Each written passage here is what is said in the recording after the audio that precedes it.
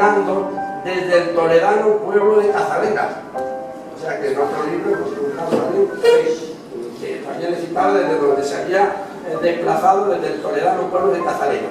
Y esta otra carta está fechada, hemos dicho, en Galisteo el 14 de diciembre, que rezuma el mismo entrañable afecto del rey hacia sus nietos tartanos. O sea que hay constancia clara de que efectivamente los han.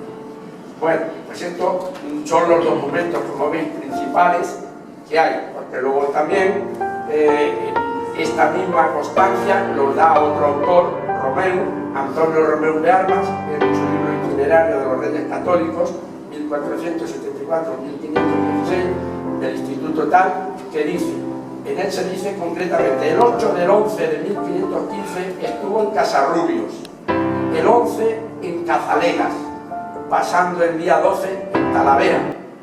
Si el día 12 lo pasó en Talavera, firmaría la carta de su nieto antes de marcharse a Talavera, y el 12 ya a lo mejor no durmió aquí, no pernoctó aquí, porque por lo menos en este libro nos consta ya que estaba en Talavera. Pero bueno, se pasó toda la mañana aquí, se pasó todo el día bien y tal, y también. Por lo tanto, la carta, la digo yo aquí, a su nieto la debe escribir entonces antes de desplazarse a Talavera.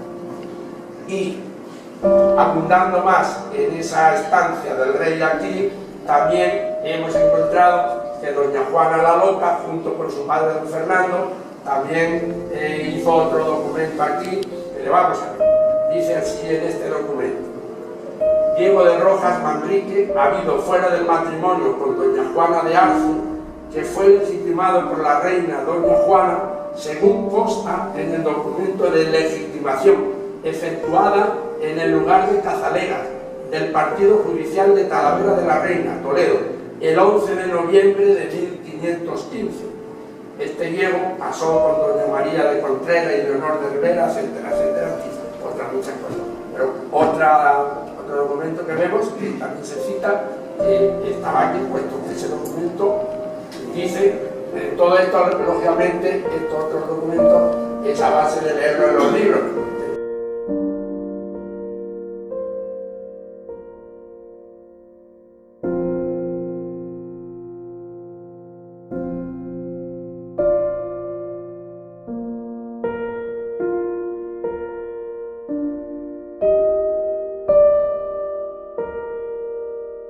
Mandándonos una invitación, y quiero que sepáis que nos han contestado, el jefe de la Casa del Rey nos ha contestado agradeciéndonos mucho la invitación, que la tomará en consideración, y bueno, ha sentido no poder acompañarnos el rey Felipe VI en este día, pero se agradece muchísimo la carta y nos hace muchísima ilusión igualmente. Una carta de constancia del rey.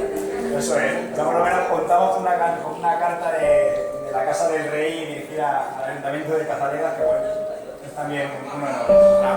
Y nada, si os parece, como ha dicho Luis, va a repartir una revista que de verdad sí que es cierto que hemos hecho un esfuerzo en editarla, nos la va a repartir Luis y paséis a ver la exposición. Muchísimas gracias a todos por acompañarnos. Gracias.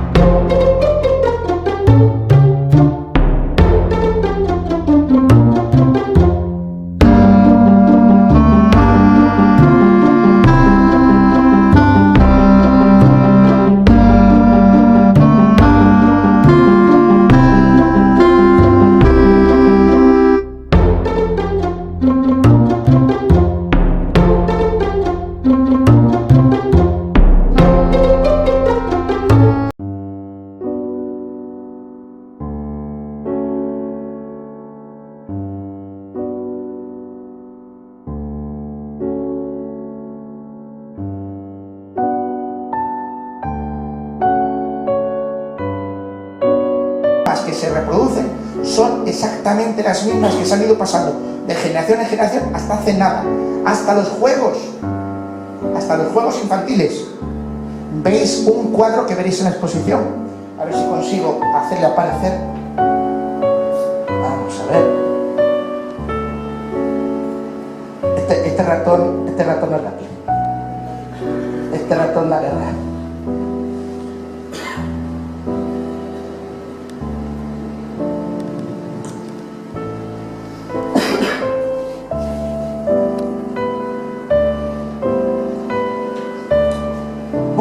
Diréis, madre mía, y más. La lista, ya lo digo, 86. ¿De había tantos juegos?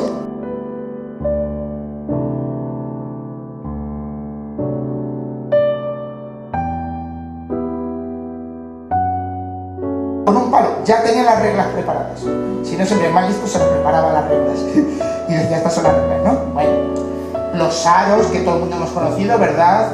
Y cualquiera, fijaos, las tabas, jugar a las muñecas, representar una misa, hacer pompas de jabón, jugar con un sombrero de paja, cazar pájaros, jugar a atar tu mascota, el sonajero, jugar a caballeros. Eso sí, alguno ha dicho por ahí, es que hay juegos que no se atreven porque a lo mejor la gente lo coge un poco en plan bestia. Ahora lo ponen en inglés, paintball, parece algo. Dice, a ver, señores ingleses, con todos mis respetos, cuando ustedes ya eso, España ya lo tiene, ojo, ¿vale? Paintball era otra cosa. Se hacía una pelota con distintos materiales, que si pieles de animales o cualquier resto, etcétera, y trapos y cueros y restos de telas y de textil y de cuero y de cualquier otra cosa de ovejas, se apañaban para hacer una pelota, otros se apañaban para hacer un escudo de caballero, imitando lo que podían ver en algún momento, y a lanzarse las bolas. Y el otro, a evitar el tema con el escudo. ¿Bien? Al robaterrenos. Hay que decir, tiene que representando algún robaperas. Paresonones, ¿quién no ha conocido eso? La lucha de caballos. ¿Quién no ha conocido de montarse a caballo y el otro también a caballo y venga, a ver quién le tira? O el pulso y tal. Es verdad que a veces hacían falta algunos materiales.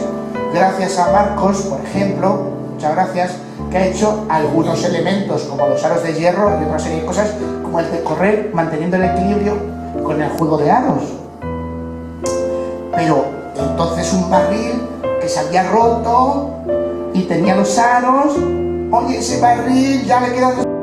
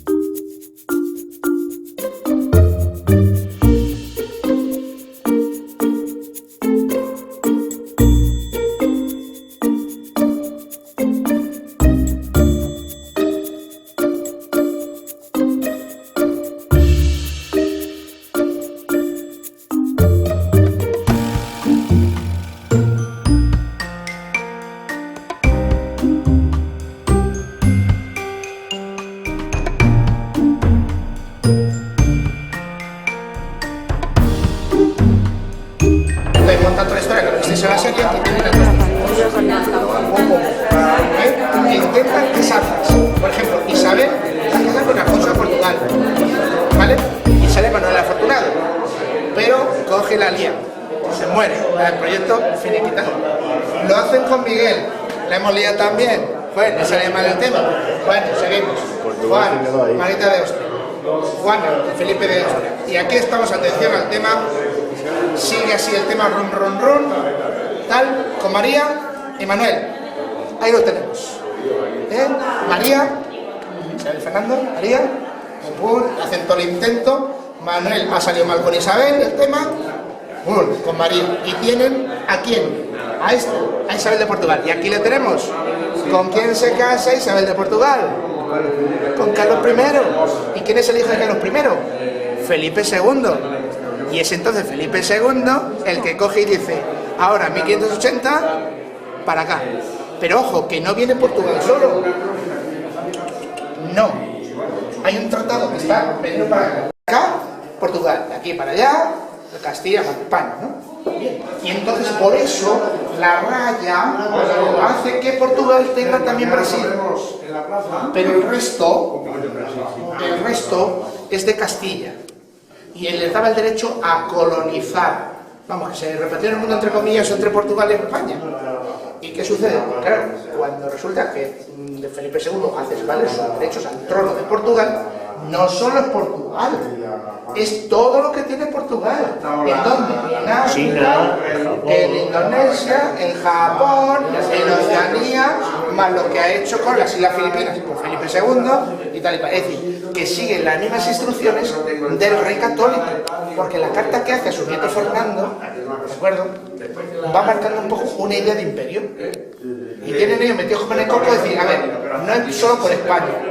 Extender España es como extender la tierra del evangelio, la tierra de la gente que sabe estar unida, que sabe trabajar, no sé cuántos, ¿no? Esa es la idea de formar un imperio cristiano.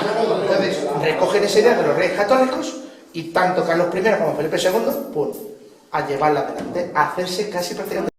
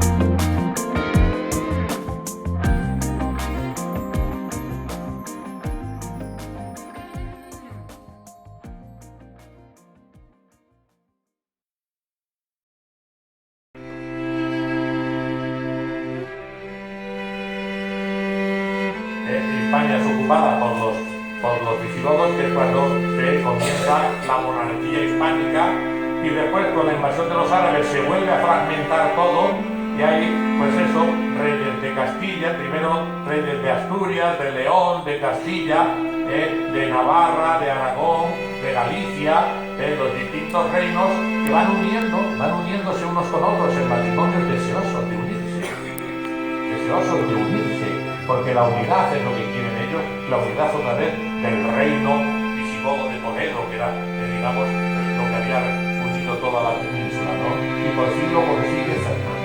Fernando es el que va a conseguir con Isabel, vamos a unificar no toda la península, les va a quedar Portugal, y van a casar a su hija con el heredero de Portugal, y finalmente luego Felipe II heredará Portugal, porque toda la ilusión y nuestra historia es la unificación política.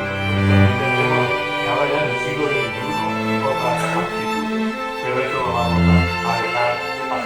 vamos a referirnos a este gran rey Fernando II. ¿Quién es Fernando? Católico, al que conmemoraba por haber pasado aquí una noche y 452. Era un año más joven que la que fue su primera esposa, Isabel la Católica. Una vez llegada la noticia de que están entonces los reyes en la zona, esa es la razón. ¿Por qué no relacionan a los reyes? No porque el rey estaba todavía de una manera convaleciente, pero aquí está el padre de la era así, Isabel sí, no, y no se pasen con Virginia, que haciendo pues una especie de paseo triunfal, se la con una hoz y le arreó en el cuello, con la hoz, una gran medalla,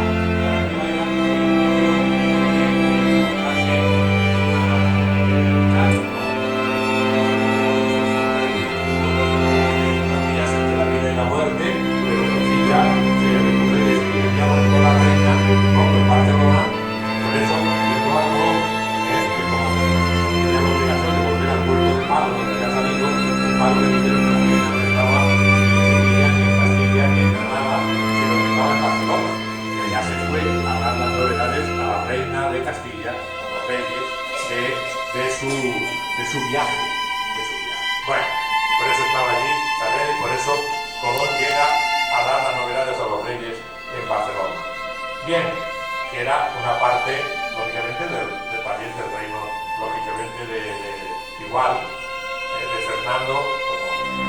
Y, en fin, después se inicia inmediatamente las campañas de Italia. La amenaza del rey francés con ocupar Sicilia, Nápoles, que era territorios que era rey Fernando, pues hace que se ocupe de ellos. Y allá va el gran capitán, haciendo una impresionante campaña en Italia, ¿de acuerdo? Que mantuvo allí los títulos de rey de Nápoles y Sicilia de Fernando el Católico. Y precisamente por su defensa y su afán de defensa de la fe contra los moriscos, la conquista de Granada y la propagación de la fe, que es, digamos, la primera preocupación de la reina Isabel en la obra en América, pues el Papa Alejandro VI, que era un Papa español, con la bula Si Convenit les concedió el título de Reyes Católicos. La reina Isabel, a la puerta de la reina Isabel vienen nuevos conflictos. No sé si me estoy entendiendo mucho, pero porque quiero dar la imagen de... bueno, los conflictos los va a tener porque la reina Isabel nombra en principio heredera de su reino, claro, lógicamente a Juana. Había muerto la hija mayor, había muerto el hijo mayor, y Juana era la tercera, pero es la que nombraba reina. Y entonces, Juana, casada con Felipe el Hermoso, va a querer gobernar, sobre todo Felipe, y misteriosamente Felipe también va a morir, con lo que Juana enloquece, es denominada ya desde entonces Juana la Loca, y Fernando va a mantener la unidad de España. Va a ser rey de Aragón y regente de Castilla. ¿De acuerdo? Bien, y así, con la ayuda de Cisneros, va a mantener esa regencia hasta, bueno, mientras la salud lo permite, sobre todo, hasta que llega el año 1513. ¿Qué pasó en ese año 1513? Ya se había casado con una nueva esposa, Germana de Foix, heredera de Navarra, y además, como muchos nobles de Castilla, con el afán del poder, habían apoyado a Felipe el Hermoso y querían que Felipe el Hermoso fuera rey, y una vez muerto Felipe el Hermoso querían que su padre, el emperador Maximiliano, fuese regente de Castilla. Fernando, muy enfadado, casado, quiere tener un hijo varón para que sea, ya no sea Juana, sino que sea su hijo el heredero de todos los reinos. Pero tiene un hijo con Juana, con Germana, pero muere. A los 2 meses muere ese hijo, pero el rey y sobre todo doña Germana quiere tener un hijo, un heredero varón. Pero como dice el refrán, doña Germana había ido para que a las Cortes de Aragón para que la anexión de Navarra fuese al reino de Castilla y no al reino de Aragón, por lo que sabía los problemas que le había ocasionado a su hermano y su padre, y él quería que Navarra se anexionase al reino de Castilla. Bueno, lo cierto es que aquí pues, firma un documento de una autorización para un profesor de la Universidad de Salamanca de continuar con sus días libres, y firma una carta muy entrañable dirigida a su nieto predilecto, que era Fernando. Isabel la Católica, Juana tiene 2 hijos, el mayor es Carlos. Pero Carlos, como va a ser el heredero del imperio y de todos los reinos, lógicamente, por ser el mayor, pues está en la corte imperial, está en Gante, en Bélgica, y allí está siendo educado, prácticamente no conoce la lengua española, muy poco, cuando viene parece un extranjero totalmente, y Fernando pues apenas le conoce poco a Carlos.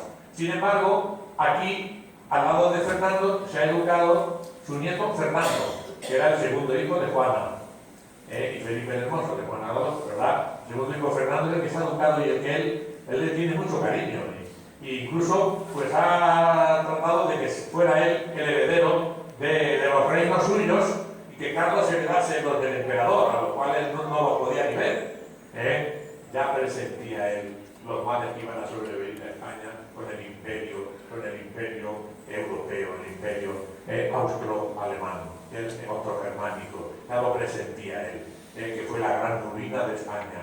¿Cuánto más había ganado España si Fernando hubiese heredado los tronos solamente de España, o Carlos, y hubiese heredado, como heredaron toda la América, y que todo el oro y la plata que allí venía de América se hubiese empleado en España? Pero Carlos no tuvo tregua, casi no paraban ni aquí los barcos.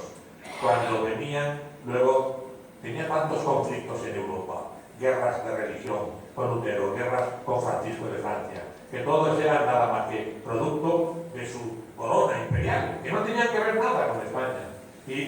Y todo el oro que venía de las Indias y todo la prepotencia económica de España se fue arruinando en el imperio. Los banqueros genoveses, los banqueros alemanes, los banqueros holandeses le hacían préstamos y todo el oro que venía no paraba ni siquiera en Sevilla. Iba a Génova, o iba a Rotterdam, o iba a Ámsterdam, porque ya estaba empeñado, o a Hamburgo ya estaba empeñado ese dinero. Fernando Díaz en Oropesa, sabemos que va a Plasencia, en todos los sitios que hacen un gran recibimiento. Es una pena que no sepamos aquí, no se conserven las actas de cómo el ayuntamiento planeó para recibirle aquí en su estancia, ¿verdad? Conocemos, por ejemplo, las actas del ayuntamiento de Trujillo.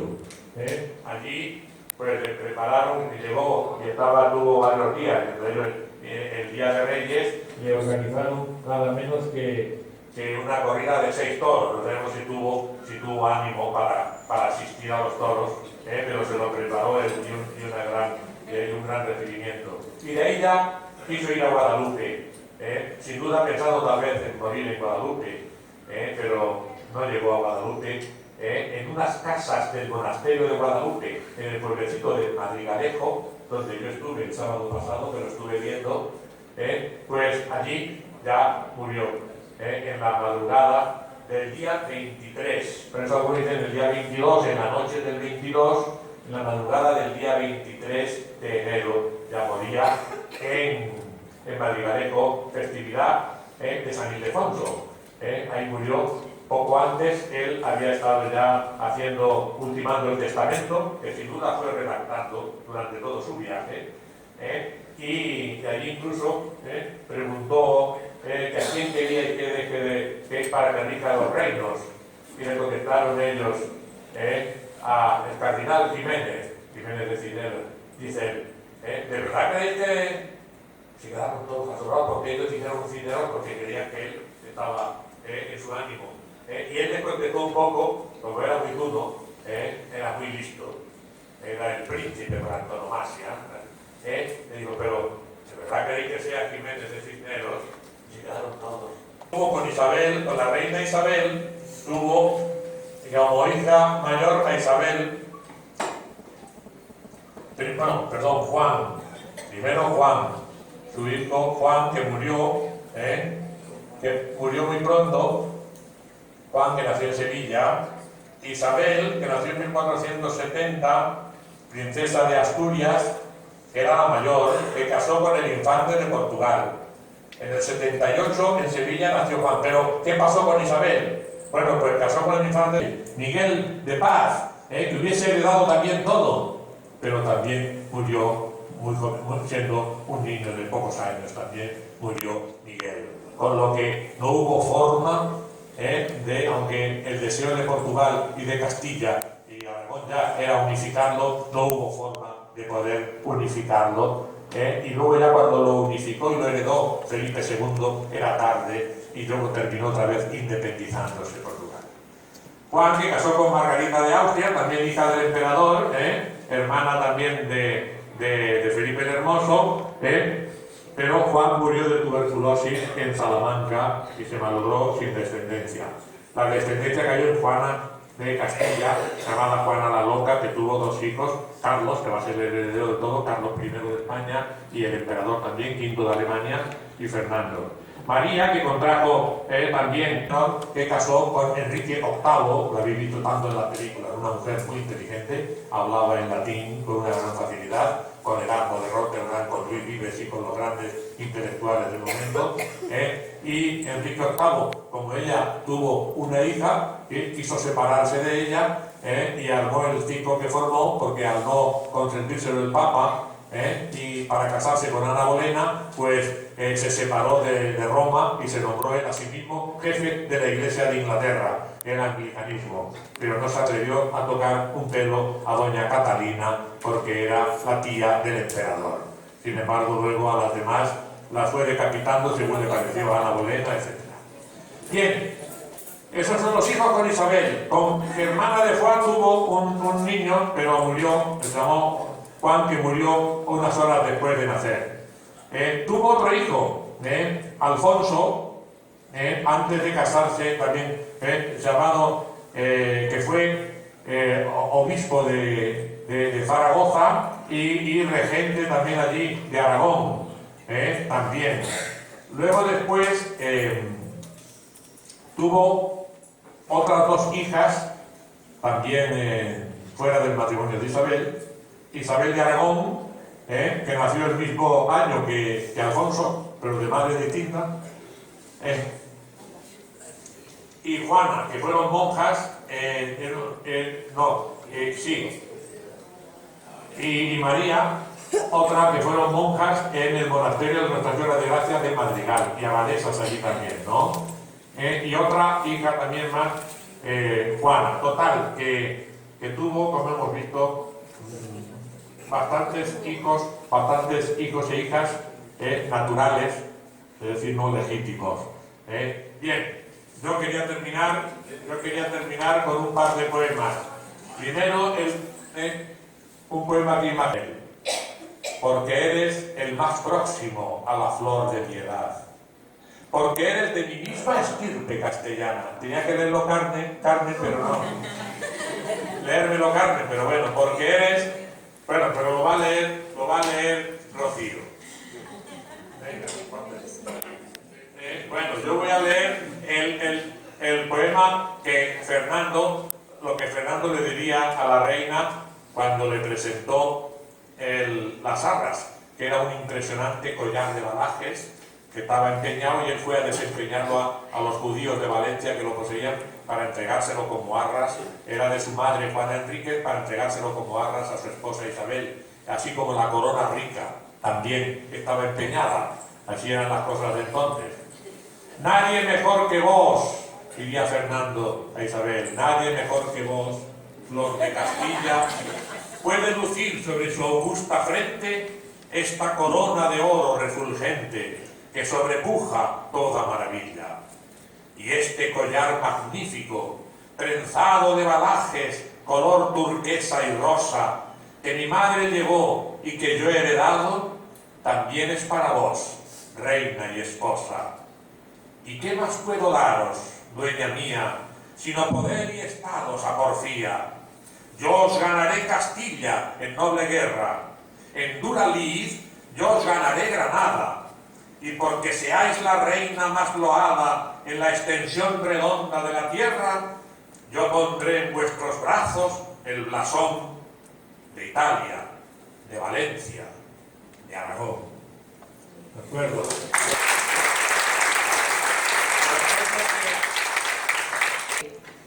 Porque eres el más próximo a la flor de mi edad, porque eres de mi misma estirpe castellana, porque es tu hablar sincero y tu apariencia ufana, porque eres excelente en gracia y en verdad, porque así inicia España la anhelada unidad, porque así fincará firme la fe cristiana, porque abrirás al mundo nueva ruta oceana, porque traerás al reino la justicia y la paz. Aquí en Valladolid, casas de Juan Vivero, me entrego a ti, Fernando, como esposa y princesa, y ante el pueblo pronuncio con el alma, sí, quiero. Bendiga Dios y guarde nuestra feliz empresa. Junto a ti para siempre queda anclada mi vida, y uniendo nuestras manos, España queda unida. Pernoctaba en Cazalecas el rey Fernando el Católico. Durante el viaje que hiciera, el último de su vida, por las tierras extremeñas, camino de Guadalupe, donde la Virgen Morena, en su grave enfermedad, le ayudara y protegiera. En Cazalecas firmó con gran recato y urgencia una carta a don Fernando, nieto de su preferencia. Desde aquí siguió el viaje por Talavera, Oropesa, Plasencia, Trujillo y otras más humildes aldehuelas. Quería orar en Guadalupe ante su Virgen Morena, pues presentía la muerte de día en día más cerca. Mas no llegó a Guadalupe la gran comitiva regia ni el rey que la presidía. En una cercana aldea llamada Madrigalejo se agravaba su dolencia y moría el rey Fernando. Los que le asistieron cuentan que sus últimas palabras fueron: «Oh Virgen Morena, que desde tu monasterio en todo mi reino reinas. Oh esposa mía Isabel, mujer fiel y santa reina, que desde el cielo que gozas a nuestra España gobiernas.